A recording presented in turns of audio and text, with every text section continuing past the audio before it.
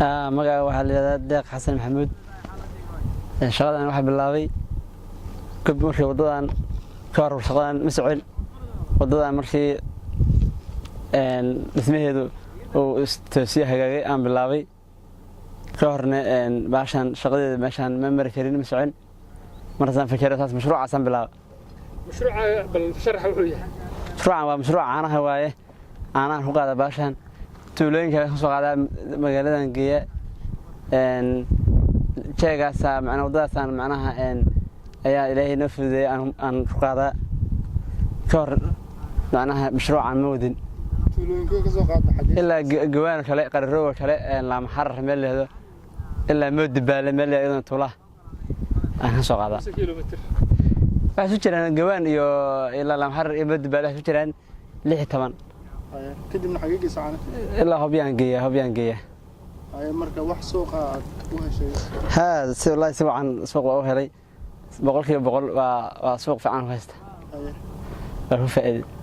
nolol maalmeedkaaga ma ka heshaa shaqadan si fiican si wacan waa ka helaa faamil miya carruur iyo xaas meel leedahay waxaan deganahay meel aan har leeyahay tuulaan deganahay xaas iyo degay mootooyinka hore ma u taqaan mise hadda kadib waxa baratay wallahi markii wadada la hagaajiyo oo wadada bilicda aan arkaan ayaan u soo taxaluujiyay inaan barto oo dirsado maalinkii mise jeer baa marka caanaha geysaa hobyo ilaa waxaan geeyaa marka aan israax ma geen 2 jeer imise litir baana markiiba geysaa 50 litir halkii marba Soomaalika 100 litir ugu yaraan qiyaasaas waxaa ugu baaqaysaa marka dadweynaha ka qayb qaata dhismaha wadadan oo qurbaha jooga iyo meelaha kala duwan dunida daafaheeda waxaan u baaqayaa wadada waa bilicdeeda loo jeedaa inay isfiican u hagaagto in laamina loo saaro inay bilicda istoosida aan u baaqayaa in intaas nala heli karno loo sameeyo waxaan caana ka gadanaynaa Maxamed Deeq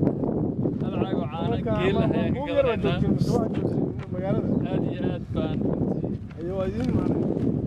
ugu faraxsanahay fikirka cusub ee ku soo siyaadiyey